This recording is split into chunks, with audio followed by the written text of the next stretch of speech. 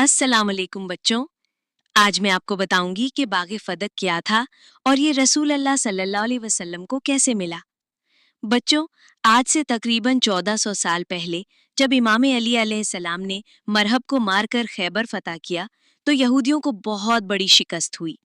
उसके बाद कुछ यहूदी कबीले डर के मारे नबी पाक सल्लल्लाहु अलैहि वसल्लम के पास आए और कहा, या रसूल अल्लाह, आप हमसे जंग ना करें, हम अपनी फदक की आधी जमीन आपको दे देते हैं।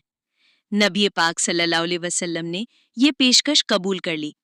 यूं खैबर के करीब जो जमीन और बागात यहूदियों के थे, उनकी आधी जमीन रसूल अल्लाह सल्लल्लाहु अलैहि वसल्लम को मिल गई। और बच्चों, ये जमीन मुसलमानों ने जंग से नहीं ली थी, बल्कि यहूदियों ने खुद रसूल अल्लाह सल्लल्लाहु अलैहि वसल्लम को दे दी थी। इसीलिए ये जमीन सिर्फ रसूल अल्लाह की मिल्कियत थी। रसूल अल्लाह सल्लल्लाहु अलैहि वसल्लम ने अपनी जिंदगी में ये जमीन अपनी बेटी बीबी फातिमा जहरा सलामुल्लाह अलैहा को तोहफे में दे दी।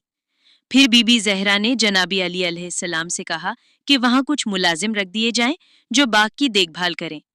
जब रसूल अल्लाह सल्लल्लाहु अलैहि वसल्लम का विसाल हुआ तो मौला अली अलैहिस्सलाम नबी पाक सल्लल्लाहु अलैहि वसल्लम का जनाजा पढ़ा रहे थे, लेकिन कुछ लोग जनाजा छोड़कर नया खलीफा बनाने में मसरूफ हो गए। और जब नया खलीफा बन गया तो उसने हुक्म दिया कि बागे फदक से बीबी के मुलाजिम निकाल दिए जाएं और वहां मेरे मुलाजिम रख दिए जाएं और वो उस पर कब्जा कर लें, ताकि उसकी आमदनी हुकूमत के पास और मेरे पास आए।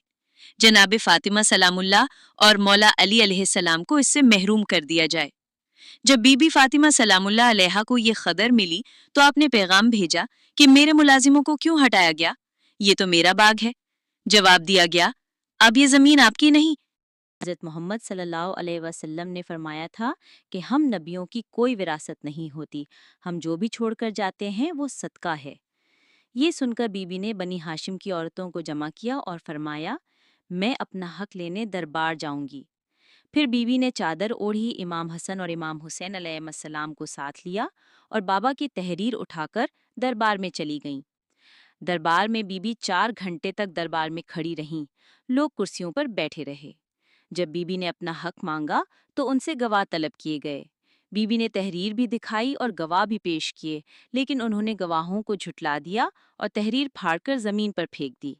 यूं बीबी फातिमा जहरा सलामुल्लाह अलैहा को उनका हक नहीं दिया गया। रिवायत में आता है कि जब बीबी दरबार में गईं तो उनके बाल स्याह थे और जब खाली वापस आईं तो बाल सफ़ेद हो चुके थे। बच्चों, हमेशा याद रखना कि बीबी फातिमा जहरा सलामुल्लाह अलैहा को उनका हक नहीं दिया गया, लेकिन उन्होंने हक और सच के लिए आवाज़ बुलंद